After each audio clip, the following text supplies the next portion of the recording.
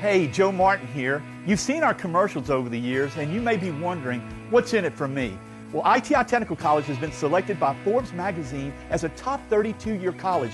But even more than that, the reason we do this is you. Our tagline is, for a better life, and we mean that, for you to be able to have the life you've always dreamed about, to do the things for your family you've always dreamed about. And it can begin here, where we are dedicated to your success, because here at ITI, the reason we do it is you. This is Sports 225 with Lee Feinswag, and I'm Lee Feinswag.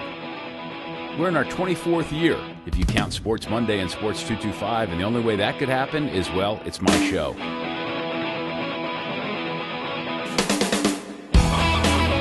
My best friend, Lee Feinswag, look at the Christmas. Sports 225 is brought to you by Breck. And now, me.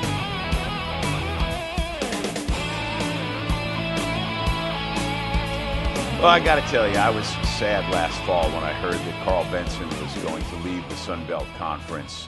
He won't call it retirement, but I don't know what he's going to do in his next phase of his life. I'm going to call it retirement. But I am happy to tell you that Karl is here today, made the trip up from New Orleans here to Sports 225 so we could have one last television show together. And thank you for coming. My pleasure. I don't like to think that this is the farewell tour, Lee, but it probably will be our last time face-to-face. Well, I'll bet during basketball season, as you go from school to school, there'll be some, honoring of you in the conference. They should appreciate what you've done. Well, it's been mutual. I came here kind of knowing what my agenda needed to be, and I set a goal and I set some objectives to meet and to get the Sun Belt to a point where it was going to be better than when I found it in 2012, and it was kind of a 5 to 7 year plan that when I came down here, and this is my 7th year at the Sun Belt, which is hard to really accept the fact that I've been in the South for 6+ years, but the timing's right. I'm doing it on my own terms, and again, I'm proud that we're leaving the Sun Belt in a little bit better shape than when we found it. No, and a much different Sun Belt as well. Now, Karl and I knew each other at first from when I was on the U.S. Basketball Writers Association National Board, and every year we would meet at the Final Four with the NCAA Basketball Committee, and he was on that committee. And there was quite a bit of going back and forth between the media side and the organizational sides of the NCAA and the tournament, and that's a whole other story for a different day. But that's a long way back, and that's how long we've known each other. And of course, you've been on the show a few times. But when you first got to the Sun Belt, how many schools from when you first got there are no longer in the Sun Belt? 5 have left. Right. And how many in and we've added 6. Right. And I think that again, I knew what I was getting into, and I think it's probably one of the reasons that I was hired for the job is that my career as a commissioner, especially during the 18 years that I was at the Western Athletic Conference, was riddled with. And just to stop you, talk about a league that looks a lot different from when you were there. The WAC is WAC-E geographically. The Western Athletic Conference is a misnomer. Well, it always was. Yes. I mean, it had geography issues. I was the first commissioner of a 16-team major conference in 1996 when the WAC added several schools from the Central Time Zone with the demise of the old Southwest Conference, and the WAC took TCU and SMU and Rice from the Southwestern Conference along with Tulsa, and so we had a giant footprint. All of which are now in different conferences. Yes, they are. Yes, they are. And let me just, as an aside, when the WAC went to 16 teams, of course, it's not one of the so-called Power Fives, but I thought for sure as we headed into the middle 2000s, we were going to end up with 4 16-team conferences from which we would get semifinalists for a national football championship. And I wasn't sure who wouldn't survive. I thought it might be the Big 12. And Texas changed everything when Texas got the Longhorn Network. But was I on the right thinking at that time, or did you not ever think that was going to happen? Well, I still think it could happen in some Really? shape or form. But the 16-team WAC was a novel number. It had some quick success. Mm-hmm. It wasn't a Power 5 at that time, but there were only 7 major conferences at the time, and the WAC was one of those 7. And to some extent, the breakup of the WAC, the creation of the Mountain West, the two separate conferences, played right into the hands of the Power Five now, in that, we separated ourselves, and it was easy to minimize those 16 schools when they were in two different conferences. Then you fast forward and you saw the same thing happen to the Big East, and they dissolved, which then left the five conferences that comprise the Power Five today. But there's still constant conversation about the structure and whether the 65 schools that are part of the five conferences, along with Notre Dame, that's the 65. And I had a representative of the American Athletic Conference tell me they think of themselves as part of the Power Six. Well, they certainly can. They can say that. And I said to him, with all due respect, and you may not know what this means, but with apologies to Rick Pitino, the old Metro Conference is not walking through that door. the Metro, and then the Great Midwest, and exactly. Conference USA, and all those former members that are now part of the. But do you think so? Would you be so bold as to predict over maybe the next decade that and the Power Five conferences are the ACC, the Big Ten, the Big 12, the Pac-12, and the SEC. Those are the so-called Power Fives. A little surprised that you would list the SEC as number 5. Well, I went alphabetical. Oh, you did. Okay. Yeah, exactly. But good catch. Where I was going with that is, do you see a possibility that one of those 5 leagues could either break up, and certainly that would aim towards the Big 12, or that even the SEC could bring in 2 more teams? Well, if you go back in my career. Hi, I'm the human dislike button. You may recognize me as the guy who enforces rules at Breck Parks. Check out my amazing presentation. Did you know? Motorized vehicles are not allowed in Breck Parks. Sales and solicitation are prohibited without permission from Breck. And my favorite rule, keep Breck Parks clean by placing all trash in trash cans. Come on, you can do this. For more information about these and other Breck rules, please visit breck.org/HDB. All right, we're back on Sports 225, hanging out with Karl Benson, the Sun Belt Conference Commissioner, who is in the Karl Benson farewell tour mode. Exciting things happening in football, basketball. I want to ask you about basketball, in a little while, but just to finish the conversation we were having before about realignment, the addition of teams. So Sun Belt, the name, unlike the Western Athletic Conference, which we talked about, which has like Chicago State and Kansas City in it, your teams are truly in the Sun Belt.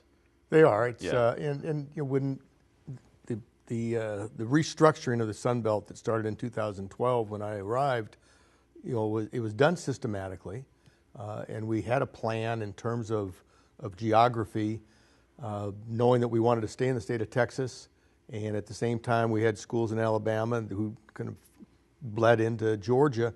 So when you look at the map, you look at the Sun Belt map, it does make sense. It's Texas, Arkansas, Alabama.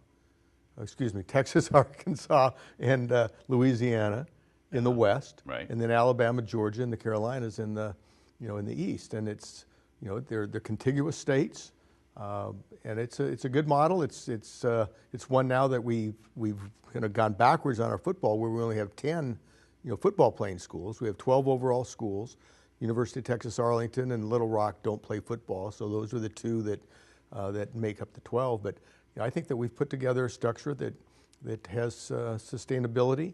I think we've been able to put ourselves on an even position with the conference that those 5 schools that I mentioned earlier made the decision to leave the Sun Belt to join Conference USA.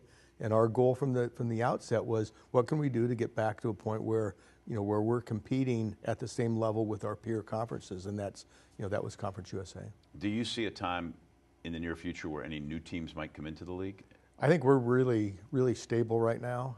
We like the 10-team football league, the 12-team basketball, volleyball, those other team sports works really nice with travel partners. 2 in Arkansas, 2 in Texas, and 2 in Louisiana that are all, once you get to Little Rock, you get on a bus and you go to Jonesboro. Once you get to Lafayette, you get on a bus and go to Monroe. Once you get on a bus or you get to Texas State and San Marcos, you get on the bus and go to San Antonio. And the same thing happens on the east side with Troy and South Alabama, Georgia State, Georgia Southern, and then Coastal Carolina and App State in the Carolinas. That's pretty interesting. Football's exciting, the direction in which it's going. You get some postseason information. Well, this is our first year of a championship game. Yeah. 2 divisions, 2 5-team divisions, which, again, unlike the Big 12 that has 10 teams that haven't put themselves in divisions, we've put ourselves in two divisions that again make sense, East and West, with Texas State and UL Lafayette and UL Monroe, along with South Alabama, make up the 5 teams in the West, and in the East we have Troy and Georgia Southern, Georgia State, Coastal Carolina, and App State, and 2 great races right now, and especially here, in the state of Louisiana, both UL and ULM are, on a collision course for November 24th when the Raging Cajuns will play the Warhawks in Monroe, and with something on the line, a division championship on the line. Arkansas State is still in that same race, but so it's here we are in the 3rd week in November, and we're playing really, really meaningful games. And on the other side of the division, we have App State and Troy, and Georgia Southern, all in contention. So we couldn't have scripted it any better. And on December 1st, we'll have our first championship game. It'll be at more than likely one of the teams in the East will have a better record than the teams in the West, and that either Troy or App State more than likely. Although there is a chance that ULM could sneak in there and host if they won out. You're in a situation too, like a lot of leagues, where now because of the ESPN app and other means of streaming and broadcasting, almost every sporting event you conduct can be seen. And that's kind of cool too. It really is, and it's not almost. It's now every one is really every event and every sport. Event is wow. capable, and there's the luxury of ESPN and the digital world is that there's unlimited space. They're getting my $4.99 a month for ESPN Plus because there's unlimited space, and our schools over the course of the last year have really invested in production facilities on campus, Lee, that are creating really new academic and new curriculum opportunities on all of our schools that are providing real life experience from a production standpoint and a broadcast standpoint, and when you look on ESPN Plus, the quality of the production is excellent. No, it's crazy. Yeah. I just was reminded. I was at the LSU football game, the last home game. I brought my iPad so I could watch some other sporting events while the game was going on. So I had that plugged in, and the quality on the iPad reminded me. And I'll leave this segment with this old guy story. I remember around 1986 or 87 being an old store they used to have in Baton Rouge called Art Colley's, and it was the place, right? It's where you went for audio and visual equipment. And they had about what would be maybe a 36-inch TV, and it was an HD TV. And I remember looking at the picture and saying, that's the most amazing thing I've ever seen.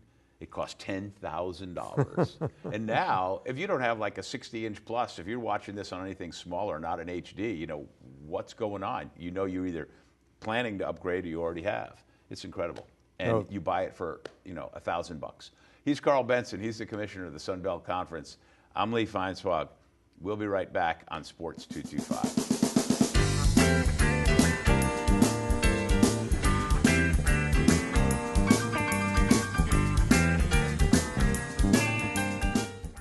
Hi, I'm the human dislike button. You may recognize me as the rules guy for Breck Parks. Sometimes the rules slip past us, so I put together this amazing presentation. Did you know? Golf practice is only allowed at designated golf facilities. Firearms, explosives, and weapons are not allowed on Breck property. Metal detecting is allowed in some parks, but go to Breck's website to learn more about this and other park rules. For more information, visit breck.org/HDB. Back on Sports 225, talking to Karl Benson, the Sun Belt Conference Commissioner. And the Sun Belt did an interesting thing in basketball scheduling. Now, somebody else, I think you said Conference USA beat you to the punch, but the idea that you change your basketball regular season schedule at a certain point to accommodate potential RPI implications. Do I have that right? Yes, you do. As far as Conference USA beating us to the punch, we were kind of going down the same path at the same time with the same consultant. Conference USA announced theirs a little earlier than we did, and Conference USA is implementing theirs earlier than we're going to implement ours. But the concept is, first half of the season, second half of the season, and one of the similarities maybe be, minor league baseball has first half and second half of the seasons. The end of the first half, you throw it all and you start again.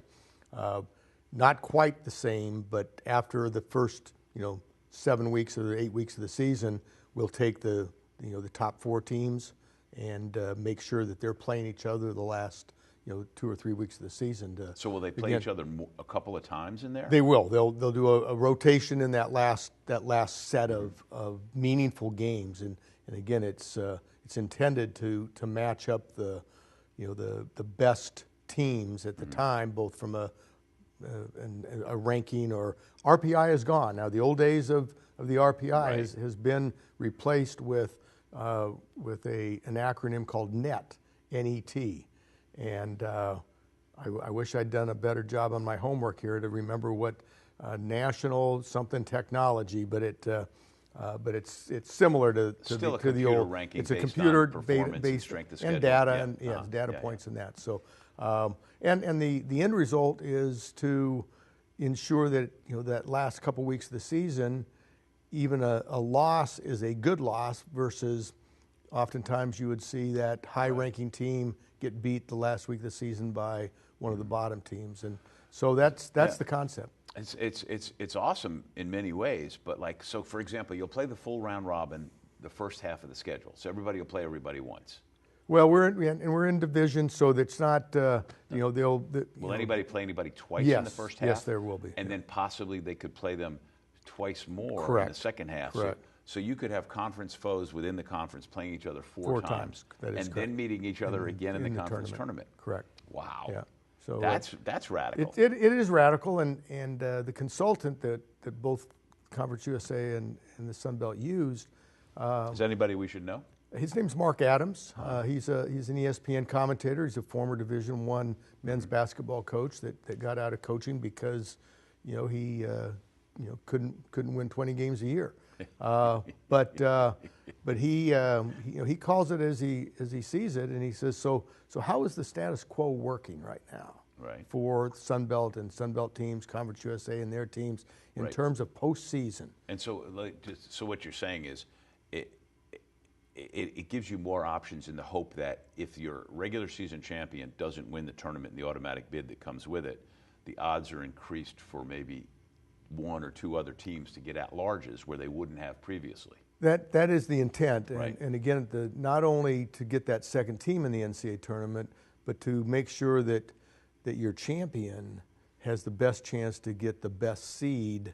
And the better the seed you have, the more chances you have of winning a first-round game in the NCAA tournament and getting into the Sweet 16 and doing a Loyola and getting all the way to the Final Four. And the Sun Belt started out as a basketball league. We've only been playing football since 2001, and you go back in the history of the Sun Belt and you look at UAB and you look at Western Kentucky and Middle Tennessee and even some of the Florida schools that were in the original old Sun Belt back in the in the late 80s and early 90s. It was a basketball league, and it was a good basketball league. No doubt. UNC Charlotte was part of that group. Georgia State and Lefty Driesell was a charter member of the Sun Belt, and South Alabama with Cliff Ellis was at South Alabama. A little interesting story on Cliff Ellis. He's now at Coastal Carolina, so he's back in the Sun Belt at age 70 and closing in on 700 wins. So, we want to bring back some of that basketball history. The next commissioner of the Sun Belt, hopefully the football piece, is going to be set, and that commissioner, him or her, I think has an opportunity to maybe change the face of basketball. My expectation, or the expectation they had for me when I came in, was membership and get the football to a point where we are today. We've gone from 2 bowl games to 5 guaranteed bowl games. We're having great success. Football's in good shape. The ESPN piece is we just did an 8-year extension. So new commissioner will have a television agreement in place as well. It's cool. It's kind of like the English Premier League, where you get relegated to the second division, but that's another story on the basketball. That's cool stuff. He's Karl Benson. He's in his final year as the commissioner of the Sun Belt Conference. I'm Lee Feinswag. I'll still be back on Sports 225. We'll take this last break.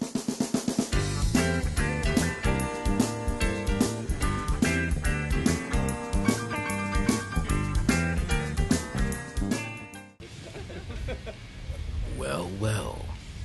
Looks like someone forgot all neighborhood Breck Parks close at dark. You want another?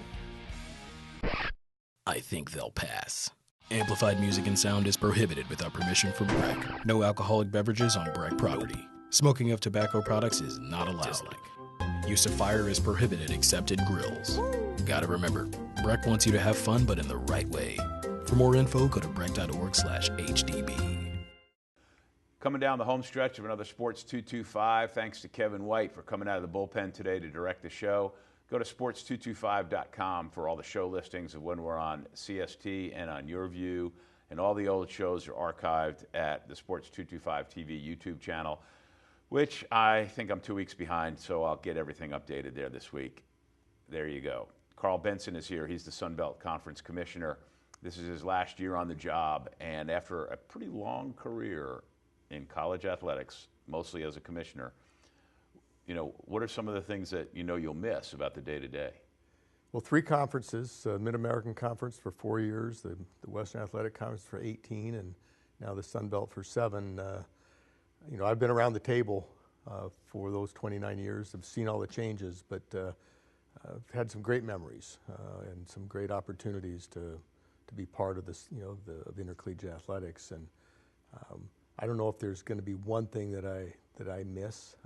I think you don't know what those are until it rolls around. I think I will enjoy not being on the clock pretty much 7 days a week, 20 hours a day. You won't miss those phone calls in the middle of the night. Right. Huh? What was the worst one of those you ever got? Oh, it probably had to do with membership. Probably a president calling me to tell me that that he or she is joining Conference X, Y, or Z. And those were tough ones, but we've had some blemishes along the way, but also some unbelievable experiences, especially at the WAC, being on the floor for the Final Four with Utah and Rick Majerus in 1998 at the playing Kentucky, and obviously the Boise State Oklahoma Fiesta Bowl game was a big success. I've been to Omaha twice with the national champions, Fresno State and Rice back in the WAC days, and this 7 years in the Sun Belt has been probably more rewarding in that we really had an opportunity to build and to create a new structure, and it hasn't been without some disappointments along the way, but I really value this time. I never thought that I would, be in the South, a Yankee, that came to the South. But I'm glad that I was able. Tell me about it. I'm glad that I was able to experience it and to see the culture of the South, and I'll remain friends with a lot of the my buddies over at Chateau Golf Club in New Orleans. Well, I'm thrilled, for one, because when you came, it was exciting for me. I appreciate all the times you've come up here and done the show. Appreciate our friendship, and I'm excited for you in the next phase. And thank you again. Likewise, Lee. Good luck to you. Karl Benson, he is the commissioner of the Sun Belt Conference, retiring at the end of the basketball season or into the spring, and we'll catch up with him as we go. I'm Lee Feinswag. Thanks for watching Sports 225.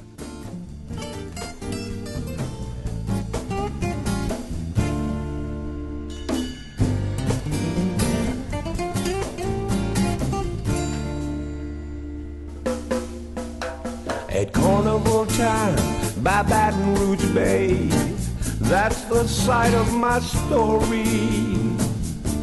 At Spanish Town Mardi Gras, things can get blurry. see the mowers marching, prizes fill the sky.